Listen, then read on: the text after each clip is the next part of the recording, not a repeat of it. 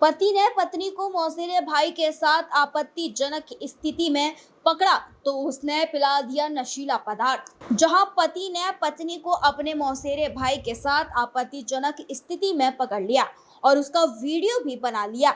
जब पति ने पत्नी को समझाने की कोशिश की तो वह नहीं मानी।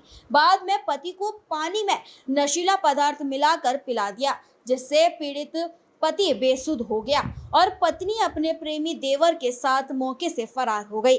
आसपास के लोगों ने इस बात की सूचना पीड़ित के परिजनों को दी, जिसके बाद परिजनों ने पति को बेसुध हालत में नजदीकी अस्पताल में भर्ती कराया, जहां इलाज के दौरान पति को घर ले आया गया है।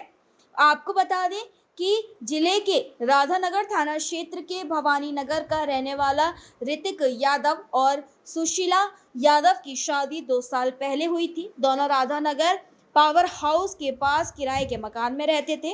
ऋतिक कानपुर में लोडर चालक का काम करता था। सुशीला के कहने पर ऋतिक उसके साथ कानपुर ले जाकर रहने लगा।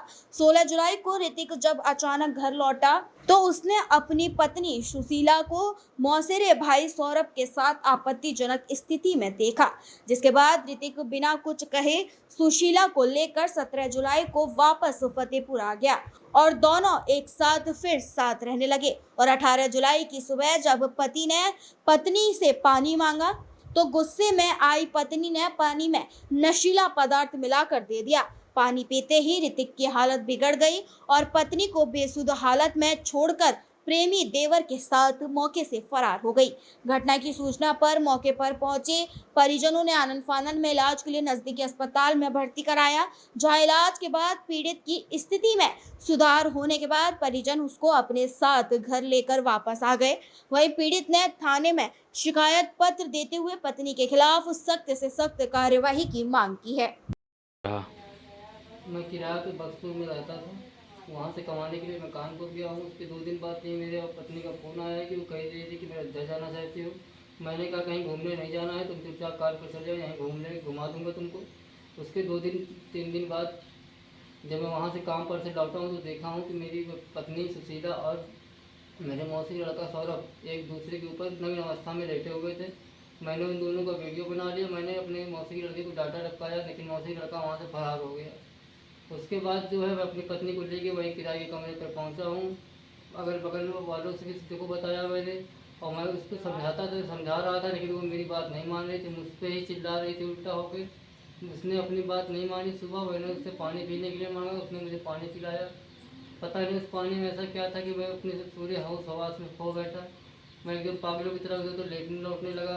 फिर जब मैंने उससे देखा तो वो अपना लाली लिपस्टिक करने में लगी थी, अपना सजने संवरने में लगी हुई थी। फिर मैं वहाँ से नीचे जाके लेट गया हूँ, जाके जीने के पास में गेट खोल के। तो वहाँ पे मुझे फिर होश हवास नहीं था। फिर वहाँ से मुझे कोई अस्पताल ले गया, कौन नहीं ले गया मुझे कुछ ध्यान नहीं है।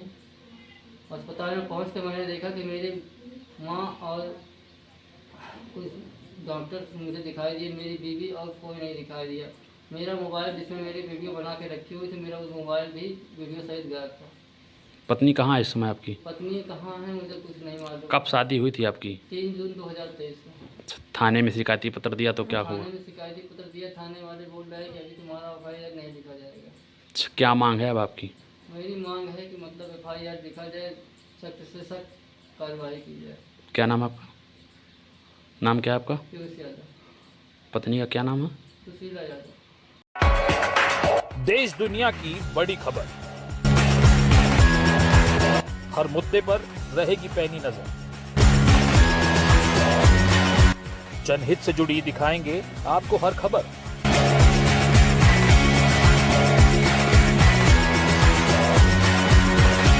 कंटाप टीवी के खास प्रोग्राम मुद्दे की बात ब्रजकिशोर शर्मा के साथ देखिए कंटाप टीवी पर।